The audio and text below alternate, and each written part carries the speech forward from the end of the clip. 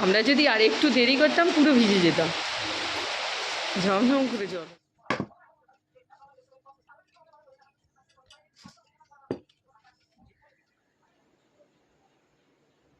নমস্কার বন্ধুরা, সবাইকে জানাই সোনাই লাইফস্টাইল অ্যান্ড ক্রিয়েশনের আরও একটি নতুন ব্লগে স্বাগত। আজ শুক্রবার, ক্রিস স্কুল যাবে। এখন বাজে 6:45 মতো। আমি একদিকে গ্যাসে বসিয়ে দিয়েছি ডিম আর আলু সেদ্ধ, আর অন্যদিকে ওর জলটা ভরে নিলাম, আর আলুটা ওর জন্য আলু কাবলি বানিয়ে দেব। আর এখানে জল গরম করে ওর জন্য পিডিয়াশিও রেখেছি, ব্রাশে মাজন দিয়ে রেডি করে রেখেছি। এবার ক্রিসকে ডেকে আনবো, এনে ওকে ব্রাশ করিয়ে নেব। ক্রিস ঘুম থেকে উঠে বলল আজ টিফিনেও আলু কাবলি নেবে না, তাই ডিম সেদ্ধটা একদিকে দিয়ে দিলাম আর একদিকেই বিস্কিটটা দিচ্ছি। আর ডিম সেদ্ধই যাতে একটু বিট লবণ দিয়ে খেতে পারে, সেই জন্য একটা ছোটো জায়গায় করে বিট লবণ দিয়ে দিয়েছি। ওর টিফিন বক্সটাও রেডি হয়ে গিয়েছে, একটু ঠান্ডা হতে রেখে দেবো, তারপর ব্যাগের মধ্যে দেবো। ক্রিসকে আমি পরে ডাকি, আমি আগে উঠে টিফিন বানিয়ে নিই, তারপর নিজে ড্রেস করে নিয়ে তারপর ওকে ড্রেস পরাই। ওকে ড্রেস পরিয়ে শু পরিয়ে একসাথে চলি। আমাদের সাথে ক্রিসের পাপাও হাঁটতে বেরোয়, কিন্তু আজকে বৃষ্টি পড়ছে তাই আজকেও আর যাচ্ছে না। আর বাবা প্রত্যেক দিন সকালবেলা ক্রিসের শু পলিশ করে রাখে, তাই আমি শুধু শুটা পরিয়ে নিয়েই বেরিয়ে পড়ছি। অল্প অল্প বৃষ্টি পড়ছে তাই আর রেনকোট নিলাম না, না হলে রেনকোটটা পরিয়েই বের করতে হতো।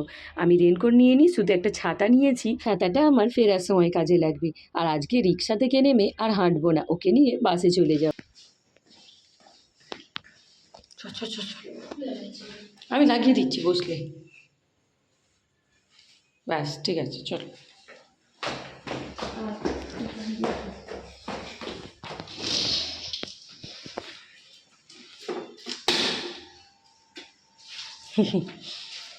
চল।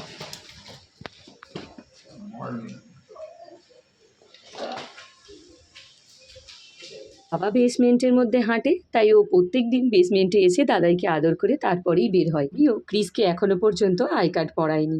আই কার্ডটা আমি রিক্সায় যেতে যেতেই পড়িয়ে থাকি। ভোর থেকে হঠাৎই বৃষ্টি হচ্ছে, সেই কারণে ছাউনিটা এখনো লাগাইনি, তাই এইভাবে ছাতা মাথা দিয়ে যাচ্ছে। বেশি বৃষ্টি স্টার্ট হয়ে গেলে বা বর্ষা এসে গেলে তখন ছাউনিটা লাগিয়ে নেয়, নাহলে যখন তখন বৃষ্টি হয় রিক্সা চালাতেও অসুবিধা আর আমরাও ভিজে যাই।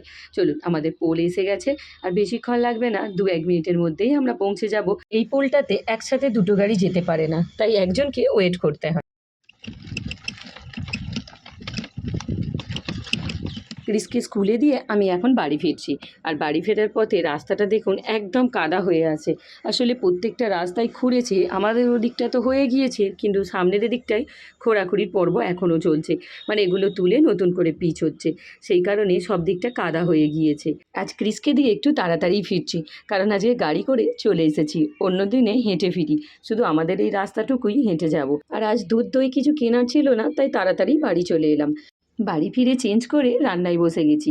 আসলে মা সকাল থেকেই রান্না স্টার্ট করে দেয়, তারপর আমি এসে বাদবাকিটা স্টার্ট করি। মা ডাল সেদ্ধ করে আর মিক্স ভেজ করে রেখে দিয়েছে, বাদবাকি রান্নাটা আমি করছি। পমফ্রেট মাছের ঝালটা করা হয়ে গিয়েছে, এখন ডালটা করে নিচ্ছি। রান্নার পর্ব সেরে নিয়ে তারপরেই বাকি কাজগুলো করব। মানে বাড়িতে শুধু রান্না ছাড়া অনেক কাজ থাকে, ঘর গোছানো, জামা কাপড় কাচাকুচি করা, সেগুলো শুকনো করতে দেওয়া, তাই সেগুলোকে পরে করি, কারণ রান্না হয়ে গেলে বাবা খেয়ে তবেই কোর্টে যাবে, তারপর ক্রিসের পাপা খাবে। মানে বাবা একটু তাড়াতাড়ি যায়, তাই তাড়াতাড়ি রান্নাটা করতে হয়। ক্রিসের পাপা তো দেরিতে যায়, একটু পরে করলেও হতো। আমার রান্না প্রায় হয়ে গিয়েছে, এদিকে ডালটা নামিয়ে নেব, অন্যদিকে ভাতটাও হয়ে গিয়েছে। এবারে কিচেনটা ভালো করে পরিষ্কার করে নেব, বাসনগুলো মেজে নিয়ে তারপর জামা কাপড়গুলোর দিকে যাব। আজকে খুব একটা জামা প্যান্ট নেই, শুধু ক্রিসের কয়েকটা আছে আর কয়েকটা রুমাল, কারণ কালকে বেশি কাচবো, কালকে শনিবার ছুটি থাকে, আজকে আর বেশি কাচাকুচি করব না। এমনিতেই বৃষ্টি পড়ছে, বেশি দেওয়ার জায়গা নেই।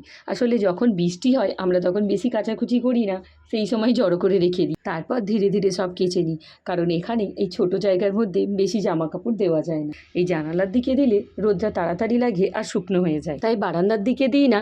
বারান্দার দিকে আমরা স্নানের পর যেসব জামা কাপড়গুলো হয় সেগুলোকে দিই, ওই দিকে রোদটা একটু পরে লাগে। এখন জামা কাপড় কম তাই এখানে দিয়ে দিই, যখন জামা কাপড় একটু বেশি হয় বা ওর জিন্সের প্যান্টগুলো হয় তখন ছাদে গিয়ে দিয়ে আসতে হয়। কালকের কয়েকটা ক্রিসের জামা প্যান্ট ছিল, সেগুলো শুকনোই হয়ে গিয়েছে, কিন্তু বাইরে ছিল বলে একটু ভেজা ভেজা লাগছে, তাই ওগুলোকে একটু মেলে দিলাম। বাবা রেডি হয়ে গিয়েছে, বাবাকে আগে খেতে দিয়ে আসবো, তারপরে বাদবাকি কাজগুলো করে নেব। এখন বাজে 9টার মতন, এখন বৃষ্টিটা প্রায় থেমে গিয়েছে। অনেক জামা প্যান্ট সব অগোছালো হয়ে আছে, তাই আলনাটাকেও ভালো করে গুছিয়ে নিচ্ছি। আগের দিনে সব চেঞ্জ করে এখানে রেখে দিই, পরের দিন সকালবেলায় আমি সব গুছিয়ে নিই। বা জামা কাপড়গুলো যেগুলো কাচি সেগুলো তো সেদিনকেই গুছিয়ে রেখে দিই, কিন্তু যেগুলো অফিস থেকে পড়ে আসে বা আমিও বাইরে গেলাম সেগুলো এসে খুঁড়ে রাখি, একটু হাওয়ার মধ্যে দিই। এবার বেডটাকে গুছিয়ে নেব। ক্রিসের পুরানো ব্যাগটা ছিল আর বিছানার চাদরটাও বাইরে ছিল কাঁচা, সেগুলোকে সব ঢুকিয়ে নিচ্ছি। যেগুলো বেশি দরকার লাগে না সেগুলো এরকম খাটের মধ্যে রেখে দিই। আর তার সাথে রয়েছে ক্রিসের কয়েকটা পুরানো জামা কাপড়, ওগুলো একটু ছোট হয়ে যায়, তখন আরও পরতে পারে না, সেগুলোকে খাটের বক্সের মধ্যে একটা ব্যাগে করে করে রেখে দিই। আইপ্যাডটা ক্রিস নিজের মাথার কাছে নিয়ে ঘুমায়, সেটাকে একটু চার্জে দিয়ে নিলাম। এবার বেডটা ভালো করে ঝেড়ে নিয়ে আর বালিশগুলো গুছিয়ে নেব, নিলেই বেডটা আমার গোছানো হয়ে যাবে। বাবা কি ছাতা নিয়ে যাও নাকি? ও তুমি তো আসবে, এটা গাড়িতে যাবে, গাড়িতে আসবে, ছাতা আর লাগে।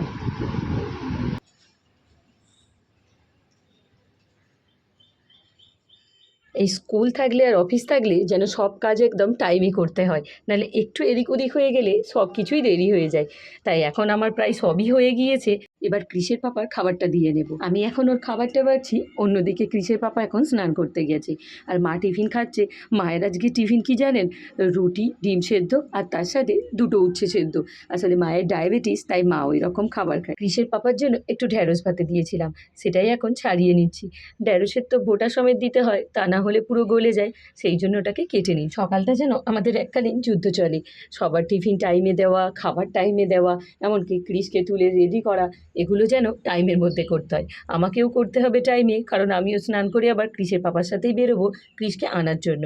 এখানে দেখতে পাচ্ছি ক্রিসের পাপার খাবারটা আমি দিয়ে দিলাম, দিয়ে ওর জন্য লেবুও কেটে রেখেছি, আর এদিকে ওর টিফিনটা দিয়ে নিচ্ছি।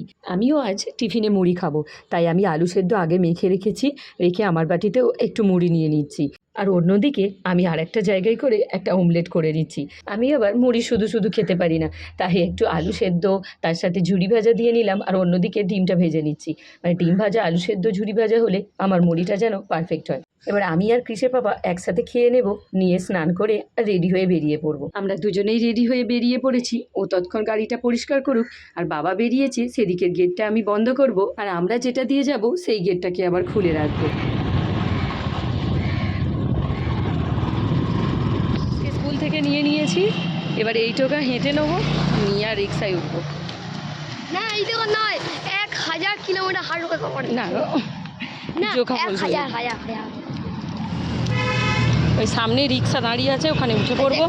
কত 1000 কিলোমিটার যেতে হবে, 1000 কিলোমিটার। মেন রাস্তাতে প্রচণ্ড ভিড় থাকে, তাই মেন রাস্তায় না উঠে অন্য রাস্তা দিয়ে ঘুরে 5 মিনিট একটু হেঁটে আসি। দেখতে পাচ্ছ এখন বৃষ্টির জন্য দাদা আবার ছাউনিটা লাগিয়ে নিয়ে। কাঠগোলাপ পেয়েছি একটা, ডক্টরের কাছে যাচ্ছি।